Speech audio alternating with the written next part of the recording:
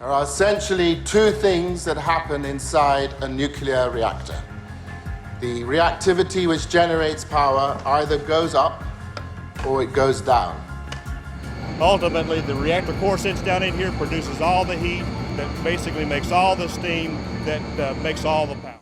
Si vous étiez à la recherche d'une intelligence extraterrestre, à la recherche d'une signature convaincante de leur activité à travers l'univers, vous aurez quelques alternatives. Vous pourrez rechercher des émissions radiosensibles semblables à celles que les humains commençaient à émettre au XXe siècle. Vous pourriez vérifier la présence d'un éclairage artificiel la nuit, comme celui que nos villes et villages ont visible depuis l'espace. Vous pouvez également espérer une percée technologique, comme la génération de particules telles que les antineutrinos dans nos réacteurs nucléaires. Après tout, c'est par cette méthode que nous avons découvert pour la première fois les neutrinos ou antineutrinos sur Terre. Mais si nous choisissons cette dernière option, nous risquons de nous tromper car des scientifiques ont choqué le monde en annonçant la découverte d'un réacteur nucléaire bien avant que les humains n'existent. Où se trouve ce vieux réacteur nucléaire? Qui l'a conçu et comment fonctionne-t-il? Rejoignez-nous pour enquêter sur la dernière découverte des scientifiques d'un réacteur nucléaire vieux de 2 milliards d'années qui pourrait tout transformer.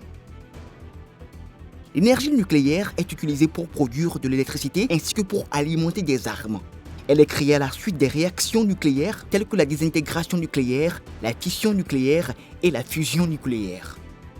Aujourd'hui, les centrales nucléaires produisent une grande partie de l'électricité par la fission nucléaire du plutonium et de l'uranium. Les réacteurs nucléaires fournissent environ 10% de l'électricité mondiale et les centrales nucléaires fournissent 20% de l'électricité aux États-Unis. L'énergie nucléaire est la source d'énergie la plus respectueuse de l'environnement. Elle fournit non seulement de l'électricité, mais permet également l'exploration spatiale grâce à des systèmes d'alimentation en radioisotopes. Les radioisotopes contribuent également à la détection des tumeurs, au traitement du cancer et à l'imagerie par caméra. Ils peuvent détecter des traces de peinture, de verre, de poudre à canon, de rubans adhésifs, de plomb et de poison, ce qui facilite les enquêtes criminelles. En outre, les radioisotopes ont un impact sur l'agriculture en réduisant le nombre d'insectes qui causent des dommages agricoles. Cependant, ce réacteur nucléaire, vieux de 2 milliards d'années, modifie tout. 2 milliards d'années, c'est long, surtout pour l'humanité qui peine à vivre jusqu'à l'âge de 100 ans. Cependant, dans la perspective générale des choses, ce n'est pas une longue période dans le vaste univers. En fait, il existe des preuves que des événements se sont produits des milliards d'années avant que vous et moi n'apparaissions. L'un de ces événements est une réaction nucléaire qui alimente les réacteurs qui alimentent de nombreuses parties du monde aujourd'hui. Les scientifiques étaient perplexes lorsqu'ils ont découvert des preuves de l'existence d'un réacteur nucléaire il y a des milliards d'années en Afrique. Les questions liées au nucléaire effraient de nombreuses personnes en raison de catastrophes massives qui y sont liées, qui ont fait d'innombrables victimes et rendu de vastes étendues de terre inutilisables pour diverses activités humaines. L'énergie nucléaire s'oppose à un mouvement visant à décourager les initiatives de développement de l'énergie nucléaire à la suite des tragédies de Tchernobyl et de Fukushima. Pourtant, l'énergie nucléaire est une forme d'énergie fiable qui, lorsqu'elle est correctement déployée, est entretenue pour alimenter un pays à peu de frais. Toutes les centrales nucléaires fonctionnent selon les mêmes principes de base. Au cœur des installations de production d'énergie nucléaire se trouvent les réacteurs nucléaires. Ils confinent et gèrent les réactions nucléaires en chaîne qui génèrent de la chaleur par un processus physique connu sous le nom de fission. Cette chaleur est convertie en vapeur qui alimente une turbine pour produire de l'énergie. D'après ce que vous venez d'apprendre sur les réacteurs nucléaires, il s'agit d'une innovation contemporaine. Ils ont fait la une des journaux du monde entier lorsque des scientifiques ont déclaré avoir découvert un réacteur nucléaire vieux de plusieurs milliards d'années. Que se passe-t-il exactement ici? Cela nous envoie à Oklo, dans l'actuel Gabon, en Afrique. Oklo est une région du Gabon, près de la ville de Franceville. Pendant 40 ans, la France a extrait de l'uranium au Gabon, qui était utilisé pour créer de l'énergie en France et dans d'autres nations européennes. Cependant, les ressources en uranium sont désormais épuisées et les mines ont été fermées. Des travaux de remise en état des mines sont en cours sur place. Ce que l'on ne peut enlever à Oklo, c'est la possibilité d'accueillir le premier réacteur nucléaire du monde. En réalité, Oklo ne possédait pas un, mais 17 réacteurs nucléaires. Tout a commencé en 1972 lorsque le physicien Francis Perrin a été témoin d'une chose qu'il pensait impossible. Il inspectait un morceau noir de minerai d'uranium naturel et radioactif collecté dans une mine africaine dans une installation de traitement de combustible nucléaire dans le sud de la France. Le minerai de haute qualité contient une plus de petite quantité d'uranium-235.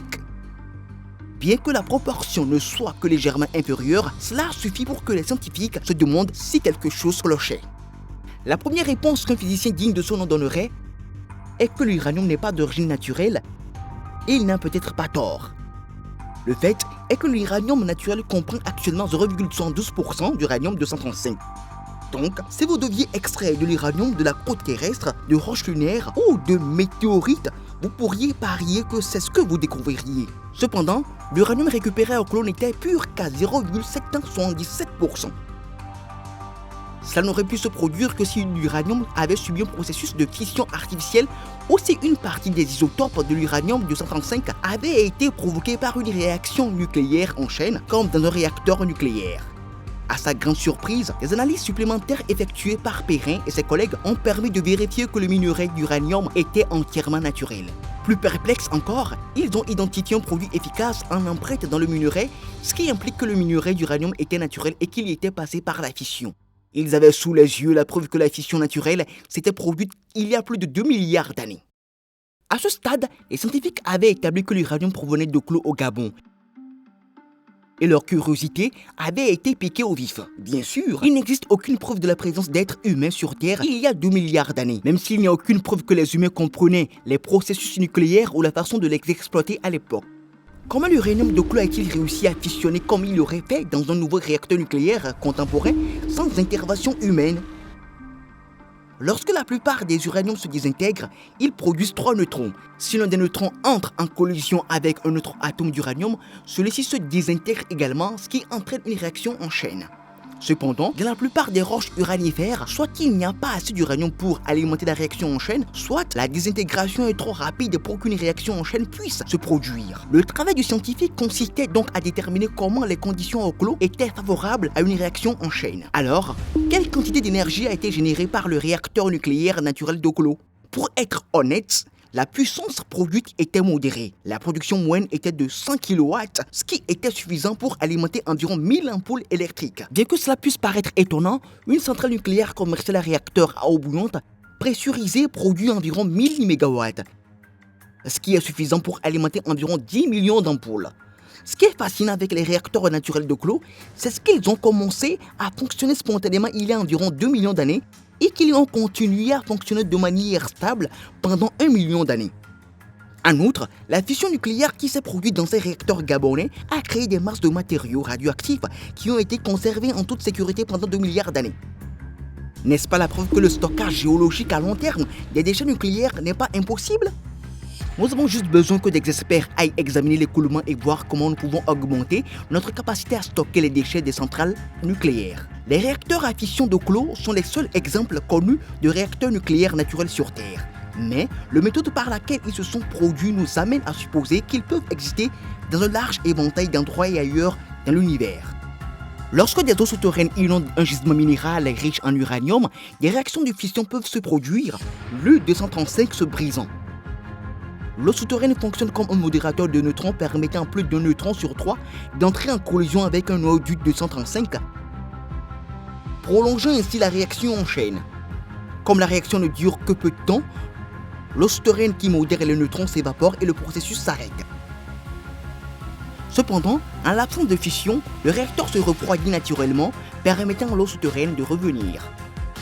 L'humanité, tel un étonnant détective, a pu calculer la durée particulière du réacteur en mesurant les quantités d'isotopes du xénon qui se retrouvent piégés dans les formations minérales entourant les gisements d'uranium.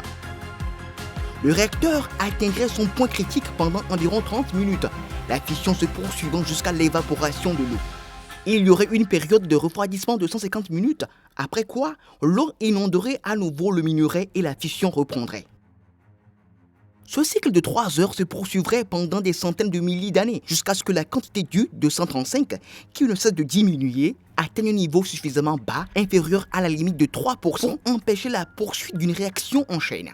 À ce moment-là, le 235 et le 238 ne pouvaient que se désintégrer par radioactivité. En observant les sites de Clos aujourd'hui, nous découvrons des abondances naturelles du 235 inférieures de 0,44% à 0,60% à leur ratio typique. Bien que l'abondance naturelle soit extrêmement faible avec 0,720%, du 235 contre 99,28% du 238, les échantillons de clos ne présentent que des abondances du 235 allant de 0,757% à 0,768%, toutes nettement inférieures à la valeur typique de 0,112%.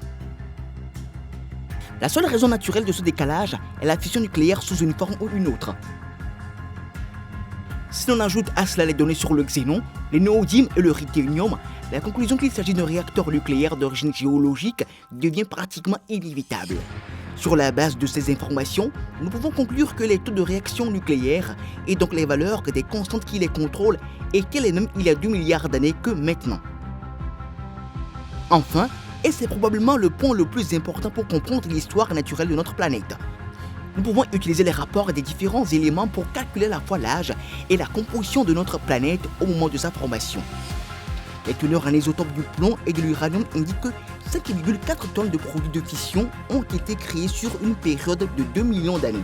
Il y a environ 2 milliards d'années dans une Terre vieille de 4,5 milliards d'années.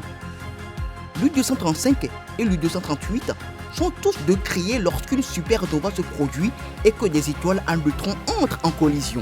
L'étude des supernovas nous apprend qu'elles produisent plus d'U-235 que d'U-238 dans un rapport d'environ 60/40. Si tout l'uranium de la Terre a été formé par une seule supernova, cette supernova se serait produite 6 milliards d'années avant l'origine de la Terre. Une réaction nucléaire spontanée et naturelle peut se produire sur n'importe quelle planète tant qu'il existe une riche veine de minerais d'uranium proche de la surface avec un rapport U-235 sur U-238 supérieur à 3/97 sous l'effet de l'eau. Ces conditions peuvent se développer à tout moment et tant que des demi-vies suffisamment courtes se sont écoulées par rapport à la durée de désintégration de l'U-235, la détection d'antineutrinos de réacteurs de notre monde pourrait impliquer une réaction nucléaire naturelle tout aussi facilement qu'elle pourrait suggérer la présence d'une civilisation intelligente et technologiquement sophistiquée initiant ses propres réactions nucléaires. Faites-nous savoir ce que vous pensez de ces réacteurs nucléaires naturels dans la section des commentaires ci-dessous.